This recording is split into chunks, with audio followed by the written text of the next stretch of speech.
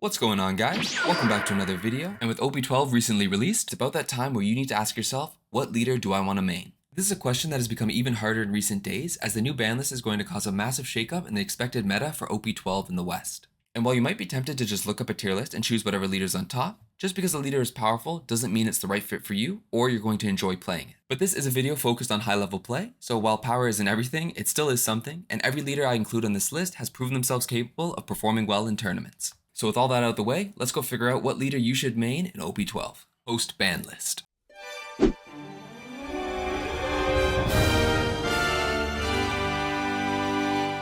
We start things off with Blue Purple Luffy, our fallen king that everyone was expecting to see some sort of restriction or ban on. The most common expectations was going to be the banning of Gum Gum Giant or the 9-cost Lin Lin, or just an overall ban on this leader. And the reason a large portion of the community has been pushing for this card has been meta defining since its release in OP11, as every single leader out there either needs to have a good matchup into him or figure out how to beat him with some tech cards. Now, I could make a whole video on the design of this card and how he's supposed to play it versus what actually turned out, but to summarize it quickly, he was designed to be a high risk, high reward leader, where if you are able to make it to the late game, you'll overwhelm your opponent with his leader ability and bring out very powerful characters. And with access to the color purple, we can use ramping cards to make the late game come faster. Now, what was supposed to be an answer to this is early game aggro, as he would struggle to deal with counter, lose some life, and in later turns it would be too late for him to turn things around. But it turns out the defensive capabilities of the 8-cost Katakuri and 9-cost Lin Lin combo, especially since they can be played out with a 9-cost Sanji, just proved to be too much even for a lot of early aggro decks. So if you ask me, as he currently exists, was this leader meta defining? The answer is definitely yes, as even in OP11 he was the highest leader by representation, and the number 2 leader was Bello Betty, who specifically players went to just because she has a winning matchup into him. But enough of the past, we're here to talk about the now. And Bandai's answer, I do believe, is one of the best ones that they could have done.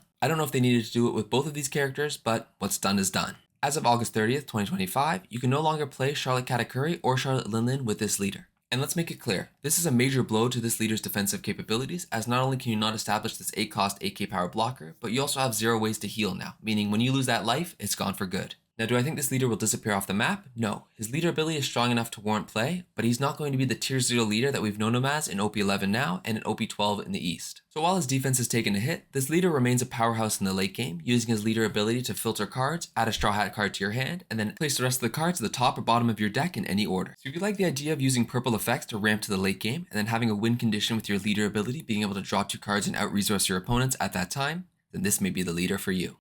Up next is Zoro, one of the most promising leaders from OP12, and one I expect to be fighting for the top spot with Blue-Purple being knocked down a peg. This is the most aggressive green deck we've seen in a while, and focuses on resting your opponent's characters while attacking multiple times with your leader ability. His ability reads, Dawn times 3, activate main. If this leader battles your opponent's character during this turn, set your leader as active. Then, this leader cannot attack your opponent's characters with a base cost of 7 or less during this turn. Put simply, if your leader attacks a rested character with 3 Dawn attached, or if he attacks life and it's blocked, you can restand him and attack once again. This means beginning on your 3 Dawn turn, you can swing 8k at both one of your opponent's rested characters and at their life for every turn afterwards. And while the cost of attaching 3 Dawn may lead you to think that you can't develop your board at the same time, we run 2 different characters that have abilities that rest your opponent's character and then attach 3 rested Dawn to this leader. And a minor but important thing to note is the 5-cost Ishigi allows you to rest one of your opponent's characters with an original cost of 6, meaning you can play out both 5 and 7 Dawn to rest whatever your opponent plays, target them with an attack, and then attack life on that same turn. This card provides incredible value for this leader, as she's effectively a 2-cost 7k powered character that's allowing us to activate our leader ability, target one of the rested characters, and target their life on that same turn. And then at 8 or 9 Dawn, you can play out the 8-cost Dracula Mihawk, who on play allows you to restand 4 Dawn, which you can use to, you guessed it, attach to your leader and use his ability once again. The nice thing about this leader is we have a simple yet powerful game plan. Play out one of our characters, rest one of their characters, and then attack both their character and their life on that turn. This is like a group project where one person does all the work, as you even have some matchups you can win without playing any characters. And this is the only leader in the game that has a win condition that doesn't require any other character to be on the field. The new event in OP12, Luffy is the man who will become Pirate King, is a 3-cost event that allows you to set one of your Zoro leaders as active. This means at 10 Dawn, you could equip 4 Dawn to your leader and then swing 9k, 9k, 9k at your opponent if you had 2 of these events in your hand. And remember, you've likely been swinging 8k with your leader in all the previous turns, so the offensive pressure and finishing power that this leader has is just unmatched. Not to mention, he's also a supernova character, meaning we have access to the 5-cost Cavendish, who can also be very helpful for restanding Dawn and giving us more value from our turns. And finally, players are going to have a little more flexibility now with their deck building, as one thing about this leader is we aren't that defensive, and generally we don't like to play Hody Jones, as this extra life that we lose can be very costly.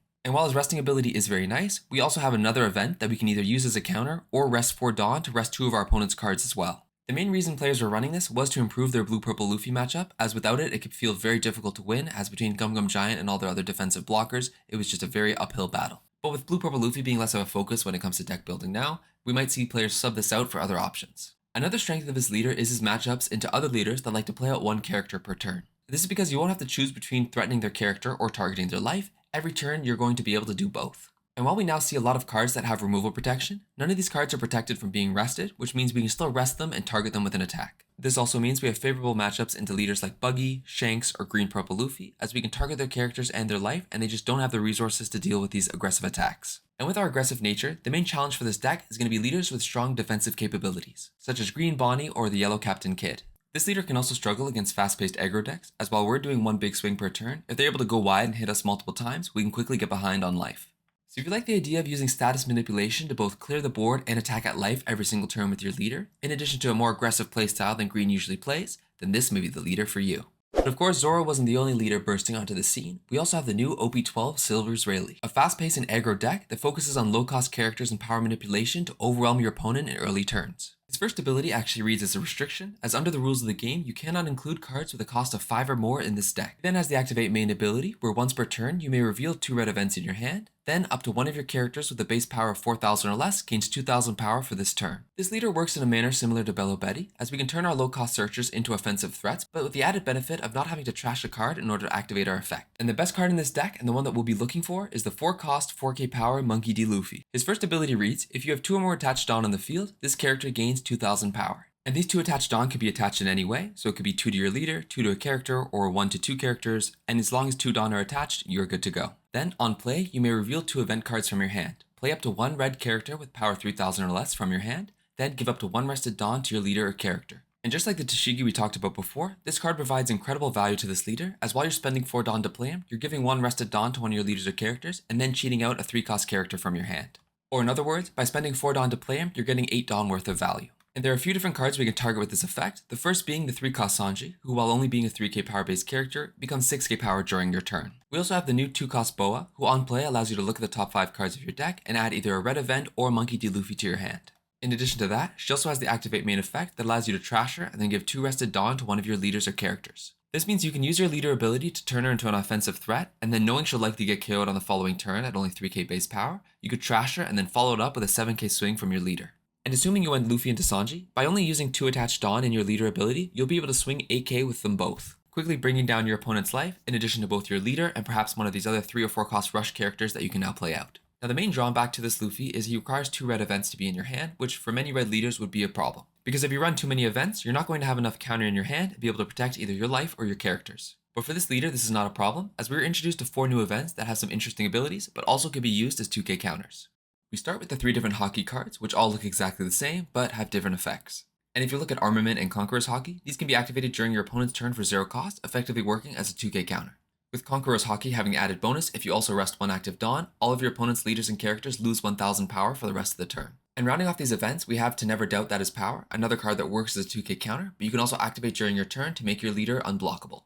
We then round off the deck with some power control with the 4-cost Gum Gum Molt Gun, in addition to some rush characters such as Kid and Killer and the 3-cost Zoro. Where this leader will shine will be against decks that need some time to develop their board or establish their game plan, as we're going to be able to run them over in early turns and not give them a chance to get there. But since we are running so many low-cost characters, control decks that focus on KOing, bouncing, or resting our cards can be very difficult to deal with. So if you like the idea of playing a fast-paced and aggressive deck that focuses on low-cost characters and power manipulation, rolling over your opponent before they have a chance to do anything, then this may be the leader for you.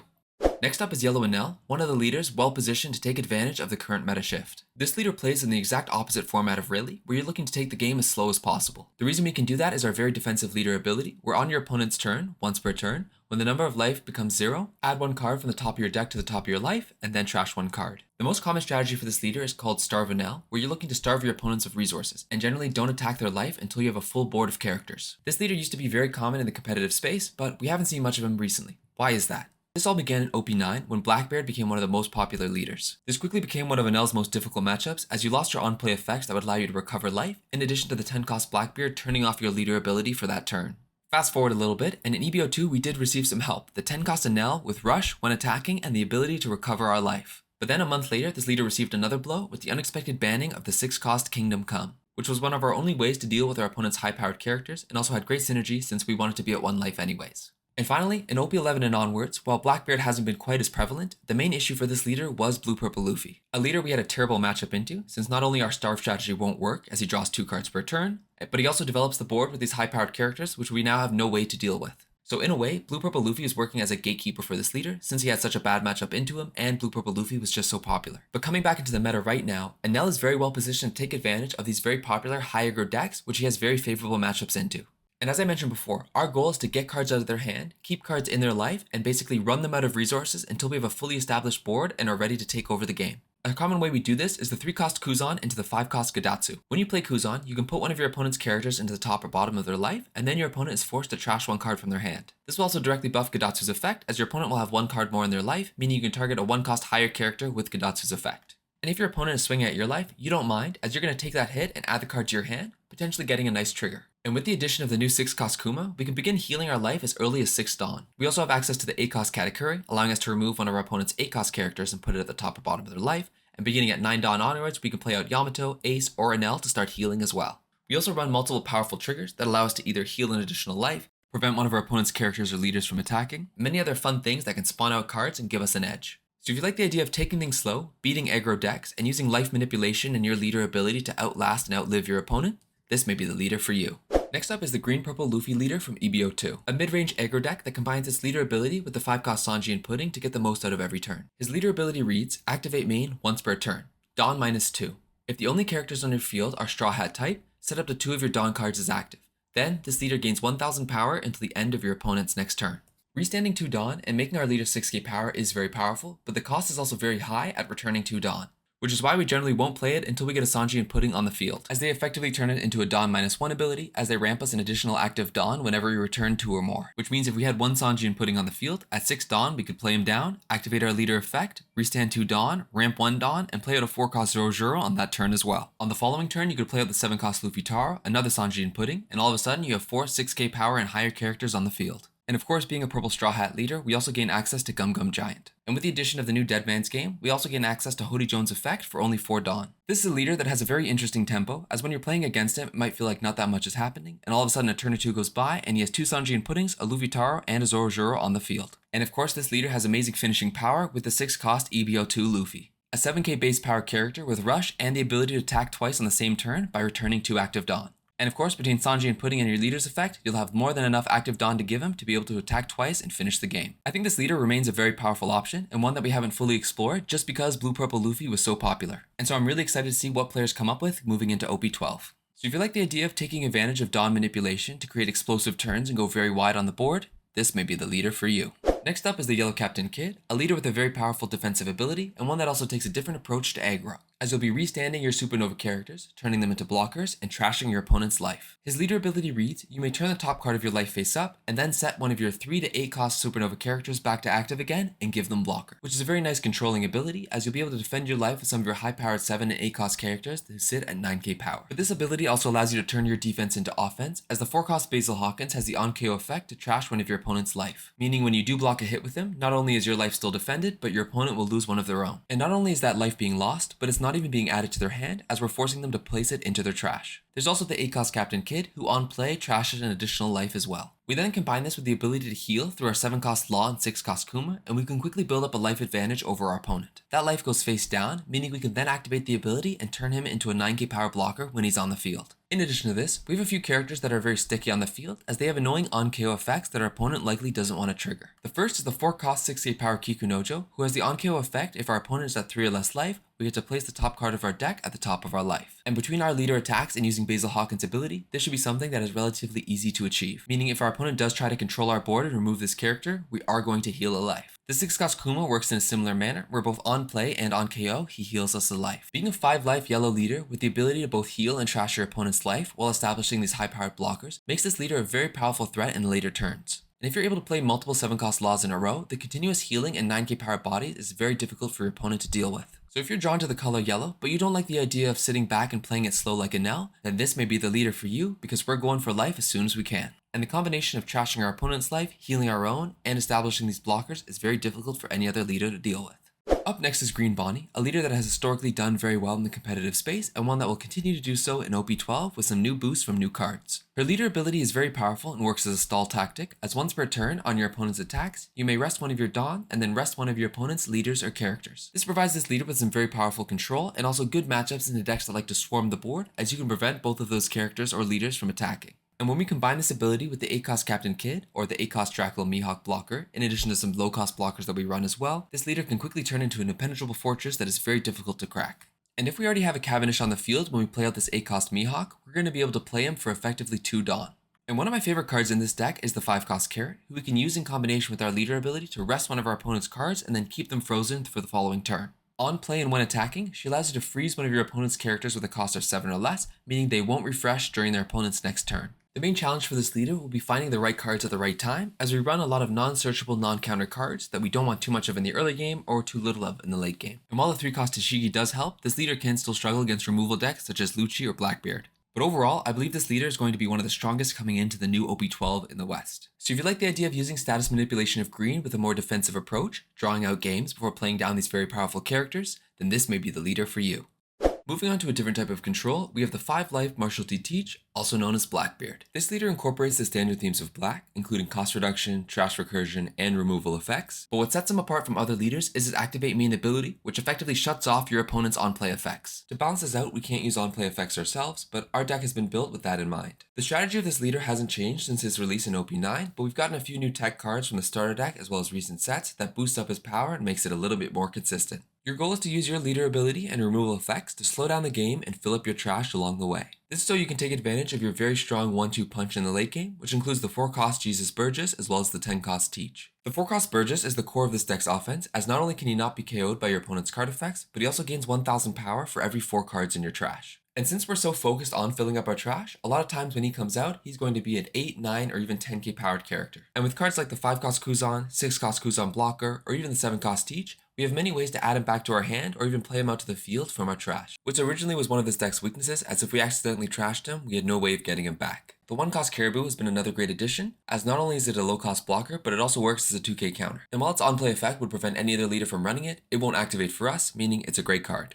And as I mentioned before, the 4-cost Burgess is the focus on our offense, but for defense, we're using the 10-cost Martial Teach. A 10-cost 12k power blocker with the activate main effect. If he was played during this turn, negate your opponent's leader ability, and then choose one of their characters, negate that character's ability, and then that character cannot attack until the end of our opponent's next turn. And this means if we play against Bonney or Enel, their leader ability won't activate during our turn. This is yet another way we slow down the game until our board of 10-cost Teaches and 4-cost Burgesses proves to be too much for our opponent. And with his ability that negates an attack, as well as being a 12k power blocker, he can likely negate 2 attacks on the following turn after he's played. And while this game plan is very straightforward, Blackbeard is actually a leader that is pretty difficult for new players. This is because his leader ability becomes its strongest when you know the most about your opponent, which for new players will likely be very little. And since the cost to activate his ability is discarding a card, you only want to do so when necessary, or else your hand size will shrink very quickly. The main challenge for this leader will be against fast-paced aggro decks, who are able to threaten life and finish the game before he has a chance to develop his late game defense. As this leader runs very little 2k counter, so many 5 to 6k swings in earlier turns can quickly bring him down to 1 to 2 life. The 2-cost Black Spiral is not a new card, but is one that leaders have recently teched in to improve their matchup against Zoro. This is because for 2 Dawn, it gives plus 4000 power to one of your leaders or characters, and then negates the effects of one of your opponent's leaders or characters. Which means if Zoro swings 8k at one of your rested characters, you could activate this, defend him, and then turn off his leader ability and prevent him from attacking your life. So if you like the idea of controlling your opponent and forcing them to change their game plan as you turn off their on-play effects, this may be the leader for you. Blue Purple Sanji is another new leader introduced in OP12 and takes a similar approach to Blackbeard when it comes to our late game strategy, as we want to fill up our trash with events to boost up the 3-cost Sanji.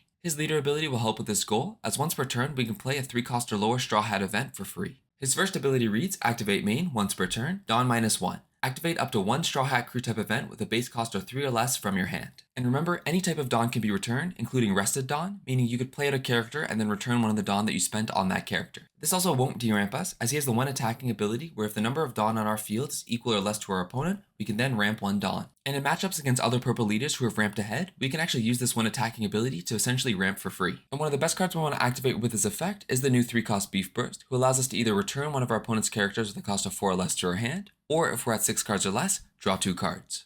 This is essentially Sanji's Peel-Off, which we're activating for free when we use our leader ability, allowing us to maintain a very large hand size and be able to counter out and stay healthy on following turns. And since this leader is event focused, you'll see we're running very few characters that we actually want to play. So let's talk about him. The first is the 3-cost Sanji, who I mentioned before, who gains plus 1000 power for every 5 events in your trash. I know 5 probably sounds like a lot, but between our leader ability and the many 1-cost events we run, we can actually quickly get many cards in our trash. And just like the 4-cost Jesus Burgess, who is very sticky on the board as he can't be KO'd, this character has great removal protection, as if he would be removed for any reason, we can instead return 1 Dawn back into our Dawn deck. And similar to Green Purple Luffy, our focus is on mid-range characters and we don't need all 10 of our Dawn, so we don't mind returning Dawn every now and then as we're not going to need all 10. And if we do return Dawn, we can always ramp another Dawn with our leader ability on the following turn.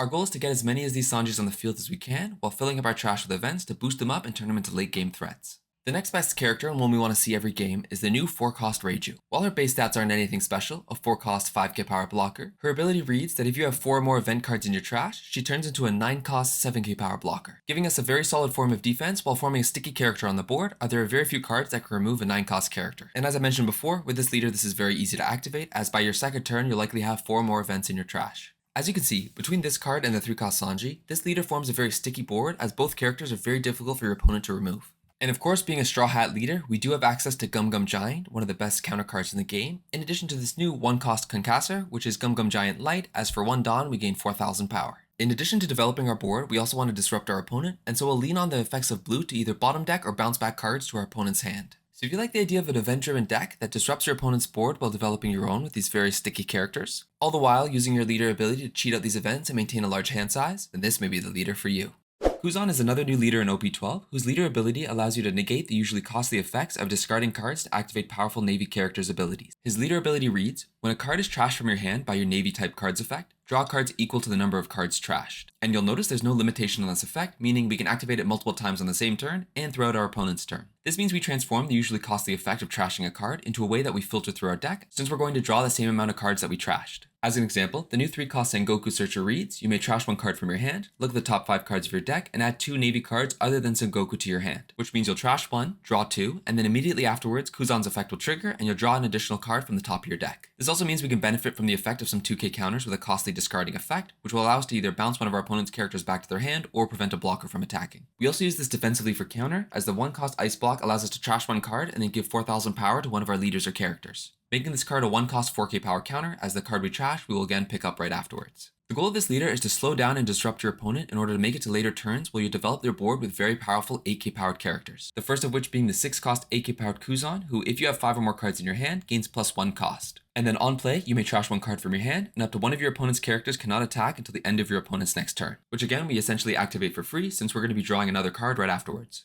And then at 8 or 9 Dawn, you gain access to the best play in this deck, the 8-cost Monkey D. Garp. On play, trash 1 card from your hand, then play up to 1 blue Navy character with power 8000 or less other than Garp from your hand. You could combo this with another Kuzan, stalling out your opponent once again as you prevent one of their characters from attacking. Or you could play out the 7-cost Sakazuki, who on play, if your leader has the Navy type, allows you to draw 2 cards. He also has the activate main effect that allows you to trash 1 card and then give 1 rested Dawn to your leader or character, which we can essentially use to filter through our hand since we'll draw a card right after. This means we can play out Garp, trash 1 card, play out Sakazuki, draw 2 cards, and then draw an additional card from our leader ability, meaning our hand size remains unchanged despite the fact that we just played 2 AK powered characters. This also means if you follow your Dawn curve and go second, by the time you hit 8 Dawn, you'll have 3 AK powered characters on the field, which can quickly overwhelm your opponent, and you should have no trouble protecting them since your hand size will still remain quite large. So if you like the idea of drawing many cards through your leader ability, slowing down your opponent with Navy card effects, and then taking over in the late game, this may be the leader for you.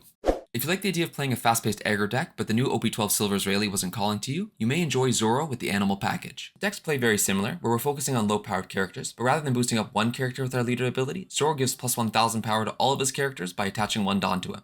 This deck strategy focuses around the 3-cost Tony Chopper, who on play and when attacking allows you to look at the top 5 cards of your deck and play out an animal character with 4000 power or less. And one of these options allows you to play out another 3k power character from your hand, meaning by playing this one 3-cost character, you could get 9 worth of characters on the field. And while their stat lines are relatively low at 3k or 4k power, by attaching 1 Dawn to our leader and then 1 additional Dawn to these characters, it becomes very easy to swing 5k 3 to 4 times at our opponent. Another powerful option for this leader is the 1-cost event, Shut Up and Come With Us, where for only 1 Dawn, you can once again look at the top 5 cards of your deck and play out a 3-cost or lower animal character. This makes leaving 1 Dawn up very dangerous for your opponent, as even on your 2 Dawn turn, if you leave 1 up and they attack you, you could cheat out a 3-cost character as early as 2 Dawn. This deck once again takes a very fast-paced approach where we're looking to overwhelm our opponent before they have a chance to build out high-powered characters and remove our board. But we do have some cards that allow us to balance the scales against high-powered characters. The first is the 3-cost 4k power Chopper, who by attaching 2 Dawn when attacking allows us to give minus 3k power to one of our opponent's characters. We then also run Gum Gum Mole Pistol, allowing us to remove one of our opponent's 7k powered characters, or simply give them minus 5k power and take him out with one of our other characters. And following in this fast-paced and aggro theme, we also run 3 different rushers, including the 3-cost Zoro, 5-cost Luffy, and 4-cost Kid and Killer. The 5-cost Luffy is especially valuable, as his one attacking ability allows you to give 1 rested Dawn to one of your leaders or characters, and you can choose to give this to Zoro to activate his ability for free. So if you like the idea of a fast-paced and aggro deck that goes very wide on the board through the animal package, while looking to overwhelm your opponent before they have a chance to respond, this may be the leader for you. Smoker is another strong option that uses its leader ability to restand Dawn and get more value out of every turn. Combining the themes of both red and green, his leader ability allows you to restand 2 rested Dawn as long as you have a character with 7,000 power or higher on the field. His second ability activates during your opponent's turn and gives all of your Navy and Punk Hazard characters plus 1,000 power. The core engine of this deck and what makes this leader such an aggressive option is the 5-cost 7k power Smoker. A character with Banish, forcing your opponent's life to go directly into their trash, but also with an activate main ability that allows you to restand an additional Dawn, meaning if you have both this character and your leader on the field, you'll be able to restand 3 Dawn every turn. This is another leader that can take advantage of the new 1-cost Perona Searcher, as both Smoker, the new Mihawk, and a few other cards in this deck are slash type. And since the 5-cost Smoker is so important for our core strategy, we can protect him on the field with a 3-cost Tashigi and 2-cost Kushiro. This also means if we already have a Smoker on the field, we can play down the 8-cost Mihawk for 1 Dawn, as we'll spend 8 and then restand 7. And while this list is specifically for OP12 right now, I believe this is one of the leaders that is going to get stronger when PRB2 releases, as you can make use of the 4-cost Kobe and 6-cost Law. While the 2-cost Kushiro adds some additional protection, the main weakness for this leader is going to be the disruption or removal of the 5-cost Smoker. So if you like the idea of getting more value out of every turn while playing these high-powered characters and be able to defend them with the extra Dawn you leave up, this may be the leader for you. Up next is Blue Yellow Nami, a very defensive leader that focuses on hand size and life manipulation. The goal of this leader is to disrupt your opponent's board while also benefiting from card draw through your leader ability. Her ability reads, your turn, once per turn. This effect can be activated when a card is removed from either yours or your opponent's life. If you have 7 or less cards in your hand, draw 1 card. It's our goal to take advantage of this ability every turn, forcing our opponent to either counter out or we'll draw an additional card. You'll also notice that it reads either you or your opponent's life, meaning we can activate some of our 2-cost cards, add one of our own life to our hand, and trigger this effect. Nami's second leader ability requires 1 Dawn to be attached, and by discarding 1 single card, turns her into a 7k power leader for the rest of the turn. This is amazing for our deck building strategy, as we can fill our deck with very powerful non-counter characters and then just turn them into a 2k counter with our leader ability. This also gives her an amazing matchup into leaders that like to go wide, as we're able to defend ourselves from multiple low-powered swings by discarding 1 single card. And since we want to benefit from our leader ability, we're often focusing on our opponent's life while also using the effects of blue to bounce back cards to their hand, which can give them a hand size advantage. And to balance this out and tip the odds in our favor, we have the 4-cost Charlotte Pudding, who will once again reset their hand size back to 5. The goal of playing this leader is to build a life advantage over your opponent, as we're constantly focusing on their life while defending our own with our leader ability. We then move into later stages of the game, where we can play out cards like the 6-cost Kuma to heal a life, or the 8-cost Captain Kid to trash one of the remaining. And of course we have access to either Gravity Blade or Gum Gum Red Rock to disrupt our opponent's high-powered characters. This leader's power comes from its control, defensive capabilities, as well as drawing power. And the main weakness I would say is overall offensive capabilities, as we didn't have too many aggressive cards that were able to finish out games with our opponent. But with the new starter deck being released on September 5th, we gain access to the 7-cost Odin, a finishing character we can keep on the field, as if he were to be removed, we can trash 2 cards from our hand instead. This is a pricey cost, but likely if we're playing him, we're using it to close out a game, so that might be just what we need to finish on the following turn. He then has the activate main effect. You may rest 3 of your Dawn and return one of your other characters to your hand. You can then set him back to active again. And if you had all 10 Dawn, this means you could go for 2 15k swings with him, which could be exactly what you need to close out a game. And with the nature of her leader ability, I feel like this is a leader that leaves a lot up to creativity, as there are so many non-counter cards that you can fill this deck with and then just turn into 2k counters. So I'm really excited to see what players come up with into OP12 with this leader and the changing meta. So if you like the idea of playing a defensive leader that's targeting your opponent's life, bouncing back characters to their board, and trying to build up a life and hand size advantage over your opponent, this may be the leader for you.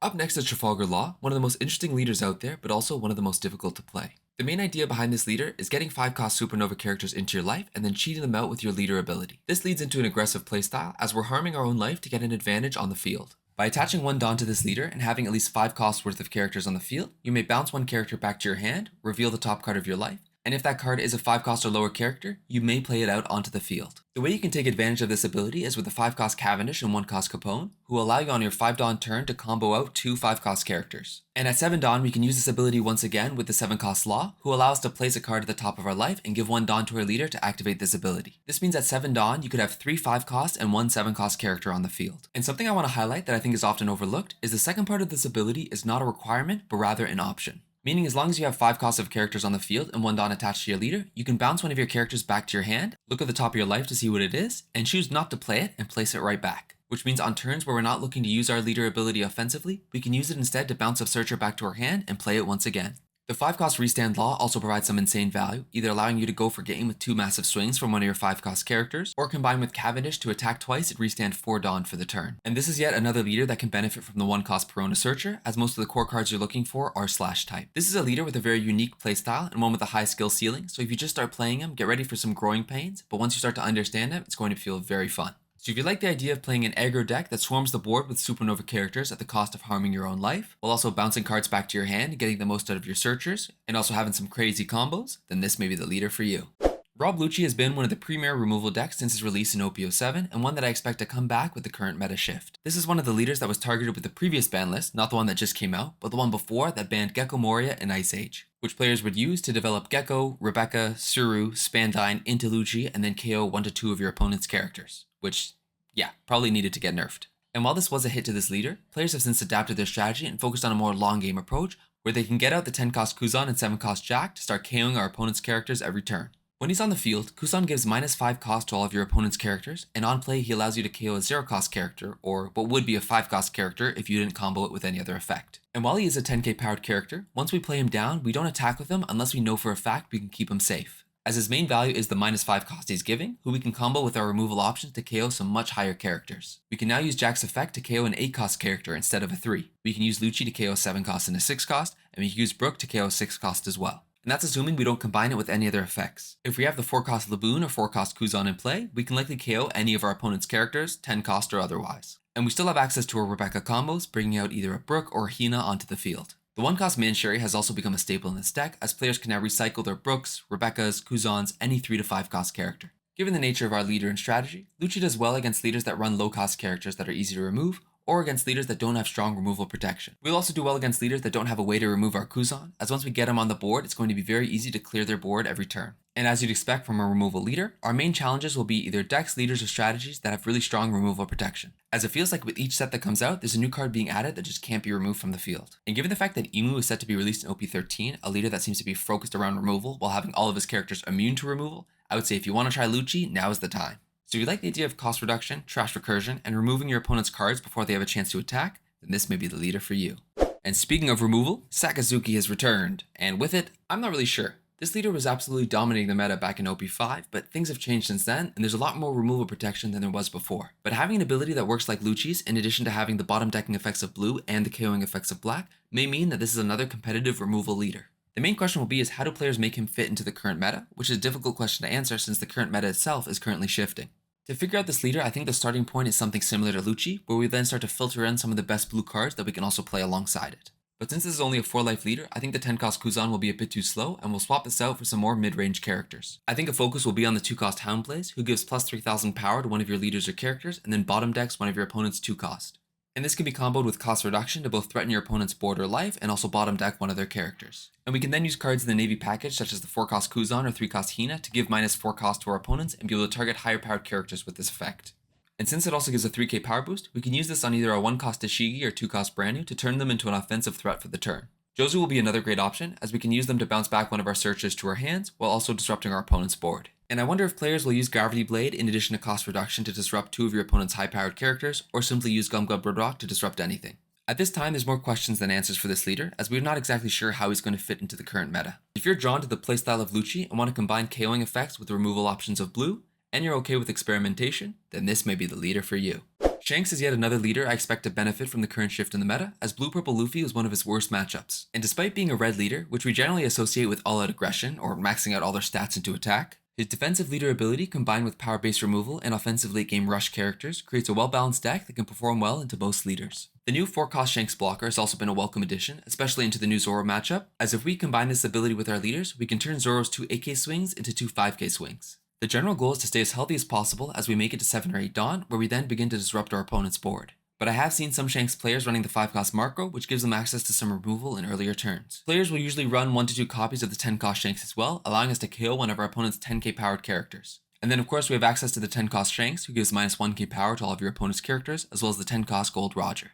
If you like the idea of running a removal deck that doesn't focus on cost but rather on power, and still want to bring out 12k powered characters on your turn, then this may be the leader for you. Purple Black Luffy is another powerful leader that looks to ramp ahead of its opponent through its leader ability and then use powerful mid-range characters. The standard ramping curve is 1 Dawn to 3 Dawn to 6, since on your 3 Dawn turn you want to play one of your ramping characters. And then at 6 Dawn you could play one of your 6-cost Luffys, either having Rush or turning your leader into a 7k power base, or play out the 5-cost Sanji and attaching 1 Dawn to your leader, effectively allowing him to trigger his own ability. The main problem with this Dawn curve is at 6 Dawn, if you ramped one ahead, your opponent would only have 4 Dawn on their side of the field, meaning neither of your Luffy's effect would activate on the turn they are played. But in OP12, we now have a very strong 6 Dawn option, the 7k power Nico Robin, who if your leader is Luffy or Koala, gains plus 3 cost and blocker. She then has the on-play effect where we trash 1 card from our hand, and if our opponent has 5 or more cards in their hand, they'll discard 2. And since we're playing this so early, there's a good chance our opponent only has 5 or 6 cards in their hand, but we're going to force them to go down to either 4 or 3. This gives us a great option that we can immediately benefit from our 6 Dawn curve, and on the following turn we can then drop down one of our Luffys and benefit from their effect, since our opponent will now be at 6 Dawn on the field. And once we get these Luffys on the field, we can protect them even better now, as not only will we have our leader ability to give them plus 1 cost, but also a 7k power blocker to protect any large swings. So if you like the idea of a leader that mixes purple ramping with the control of black, in addition to focusing on these powerful mid-range characters, then this may be the leader for you.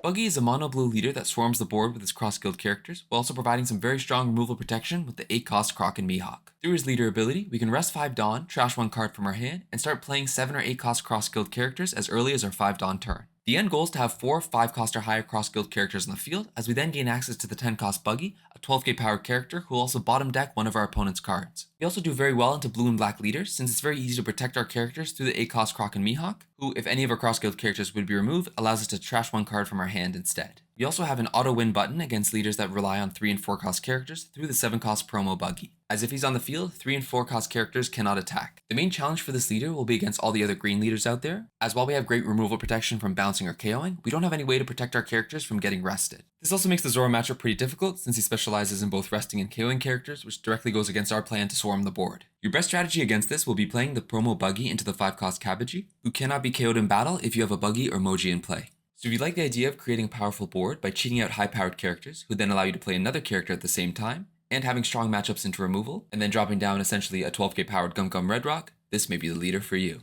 Thank you so much for watching. I hope you're now ready to pick your leader in the post-ban list OP12. This should be a very fun and diverse format, as there's so many leaders to choose from and really all have their pros and cons. So find the leader that's calling to you, and good luck out there. And if you like this video and want to see more like it, I'd really appreciate it if you liked and subscribed. I'll catch you next time.